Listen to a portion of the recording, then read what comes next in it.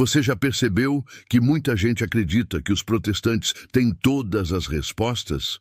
Que basta abrir a Bíblia, ler sozinho e pronto, você já tem a verdade? É bonito na teoria, mas na prática não funciona. E sabe por quê? Porque até hoje nenhum protestante conseguiu responder de forma convincente a 5 argumentos que eles mesmos repetem como se fossem irrefutáveis. Hoje eu vou mostrar as 5 maiores provas que eles usam contra a Igreja Católica e vou destruir cada uma delas, uma por uma, usando Bíblia, história e lógica. Se você é evangélico, prepara-se para suar nos comentários.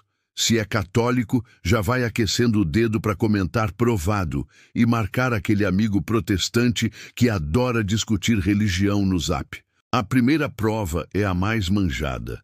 A Igreja Católica se corrompeu, então deixou de ser a verdadeira igreja. Eles falam isso como se fosse o checkmate, mas esquecem que Jesus, em Mateus 16:18, disse: "Sobre esta pedra edificarei a minha igreja, e as portas do inferno não prevalecerão contra ela." Se Cristo prometeu que as portas do inferno não prevaleceriam, quem é você, simples mortal, para dizer que prevaleceram? A história da igreja é cheia de pecadores, escândalos, erros administrativos. Sim, não dá para negar. Mas isso só prova que a igreja é humana e divina ao mesmo tempo. Humana, porque é formada por pecadores. Divina, porque mesmo assim, nunca caiu, nunca mudou a sua doutrina essencial. Se fosse apenas uma instituição humana, já teria desmoronado há séculos, como aconteceu com dezenas de seitas ao longo da história. Agora me responde, qual outra instituição, fora a Igreja Católica, resistiu mais de 2000 anos contra perseguições, contra heresias, contra revoluções e até contra os erros internos? Nenhuma. E é por isso que esse argumento protestante é fraco. Se você concorda comigo, comenta provado. Se não concorda, comenta não e traz a sua fonte histórica. Bora ver quem vai ter coragem. A segunda prova é o famoso sola scriptura.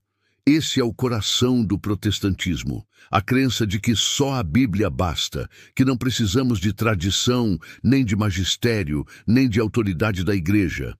Parece bonito, mas é uma contradição gigante. Primeiro, porque a própria Bíblia nunca diz que só a Bíblia basta.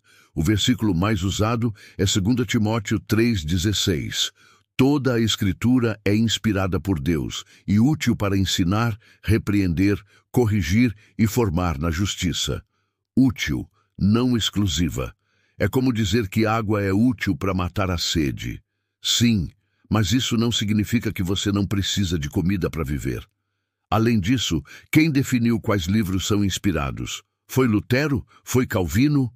Não. Foi a Igreja Católica, em concílios como o de Hipona e de Cartago, e confirmado em Trento. Ou seja, até para ter a sua Bíblia na mão, o protestante dependeu da autoridade da Igreja que ele mesmo rejeita. Irônico, né? Se você acha que só a Escritura se sustenta, prova aí nos comentários com um versículo que diga só a Bíblia basta. Spoiler, não existe. Terceira prova. Maria é só uma mulher, não precisamos da intercessão dela. Esse aqui é um clássico que sempre volta.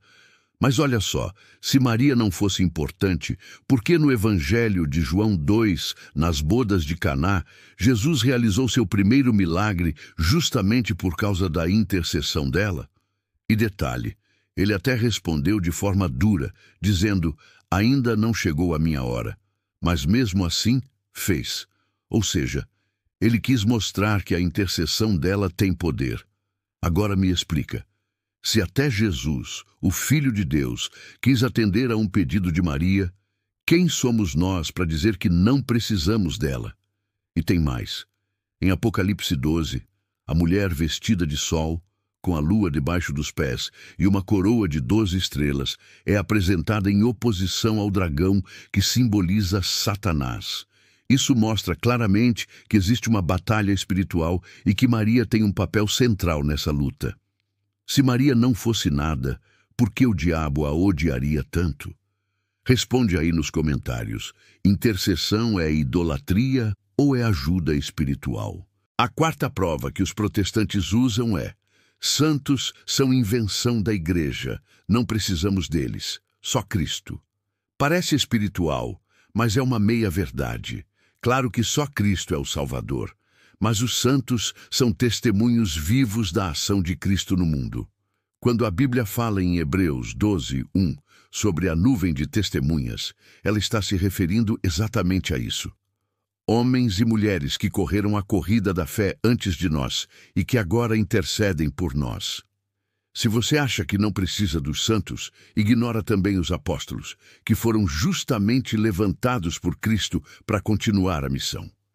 E a história é clara: milagres atribuídos a santos não param de acontecer. São Padre Pio, Santa Teresinha, Santo Antônio. A lista é infinita. E detalhe, até Lutero acreditava na intercessão dos santos antes de criar sua própria teologia. Então, protestantes, se vocês chamam isso de idolatria, explica como os milagres continuam acontecendo? Católicos, comenta aí o nome do seu santo favorito. Agora, chegamos na quinta prova, talvez a mais perigosa de todas. O céu é democrático, basta acreditar, não importa a igreja. Esse é o argumento que mais engana almas, porque apela para a emoção. Mas a Bíblia não fala em democracia. A Bíblia fala em autoridade, em hierarquia, em obediência. Em Mateus 18:17, Jesus manda ouvir a igreja. Se alguém não ouvir, seja considerado pagão. Em João 10:16, ele fala em um só rebanho e um só pastor. Não existem 30.000 rebanhos diferentes. Não existe um céu com cada igreja escolhendo sua regra. Existe uma só igreja de Cristo, e negar isso é negar o próprio Evangelho.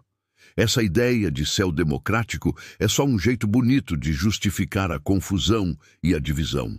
E é por isso que existem hoje mais de 30.000 denominações protestantes brigando entre si. Então, comenta aí. Você acredita que basta só Cristo ou acredita que a igreja é necessária? Quero ver quem tem coragem de se expor nos comentários. Então, recapitulando, eles dizem que a igreja se corrompeu, mas Cristo prometeu que ela nunca cairia. Dizem que só a Bíblia basta, mas até a própria Bíblia dependeu da tradição da igreja. Dizem que Maria não importa, mas o próprio Jesus mostrou o contrário. Dizem que os santos não servem, mas a Bíblia e a história gritam que sim. E dizem que o céu é democrático, mas Jesus falou de um só rebanho. Ou seja, todas as 5 provas protestantes caem por terra quando a gente olha de perto. E agora eu quero ouvir você. Se você é católico, comenta provado e marca aquele amigo evangélico que sempre tenta te convencer com essas frases prontas. Se você é evangélico, comenta não e apresenta o seu melhor argumento com versículo e contexto. Aqui não tem briga, tem debate. E lembra, os melhores comentários podem ser fixados. Se você gostou desse vídeo, deixa o like, compartilha e não se esquece de assistir a nossa playlist completa sobre fé católica. Ali tem conteúdo que vai te deixar sem desculpas e com respostas afiadas para qualquer debate. E claro, ativa o sininho, porque nos próximos vídeos a gente vai expor outras mentiras que continuam sendo repetidas até hoje. No fim das contas, não é sobre ganhar discussão.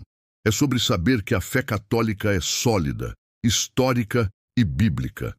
E cada vez que alguém tenta provar o contrário, acaba servindo de escada para mostrar ainda mais a verdade da igreja que Cristo fundou. Agora a bola está com você. O veredito está nos comentários. Provado ou não?